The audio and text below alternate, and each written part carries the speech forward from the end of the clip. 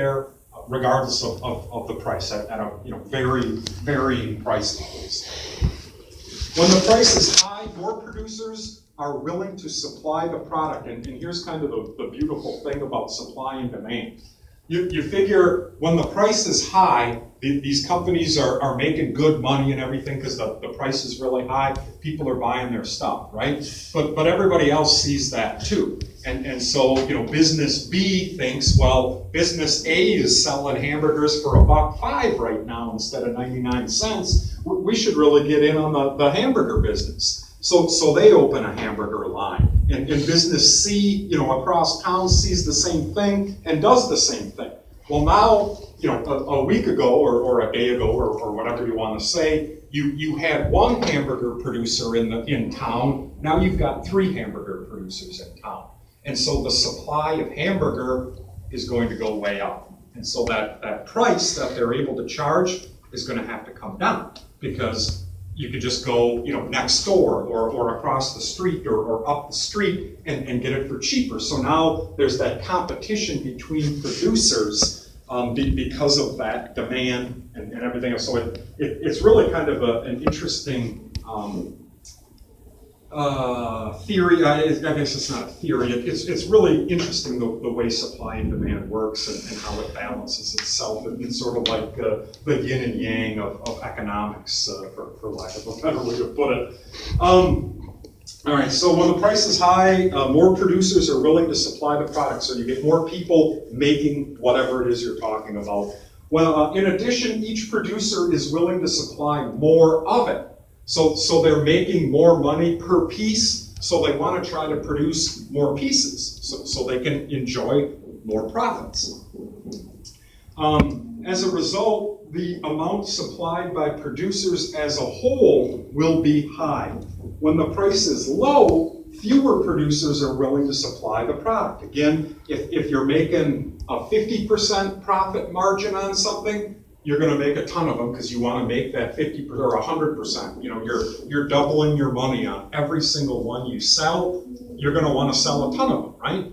If you're making 2 cents on each one, you're probably not going to put that much capital and infrastructure and everything into producing those, because the profit margin is so small, you're not able to make much money. Okay, the way the law of supply works for a particular product can also be shown on a graph.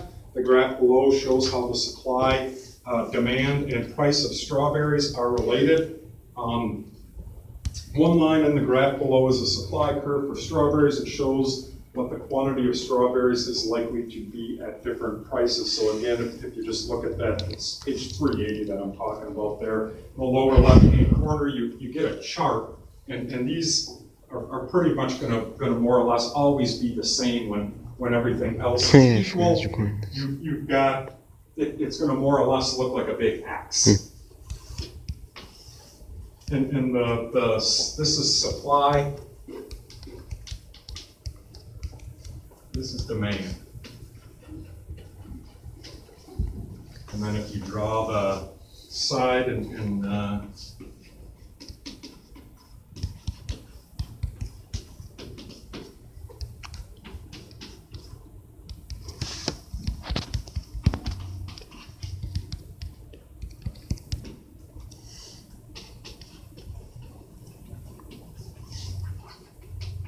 all right.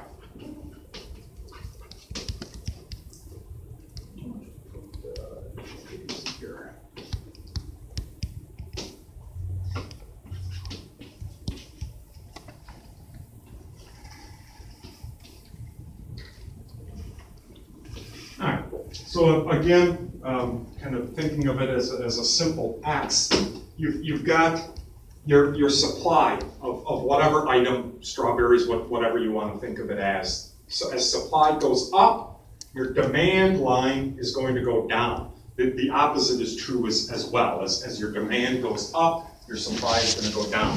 The price per unit on the left here and the demand for supply units on the bottom show you that as the price is lower, the price increases, your demand goes down, but your supply goes up. it's all tied together. It's really kind of a fascinating idea, the way this works, the way the free market supposedly works. Like I said, in theory, because basically a truly free market is more or less just a theory. You need some government control, you need some government regulation, or you end up with a complete mess. All right, we'll finish this one up.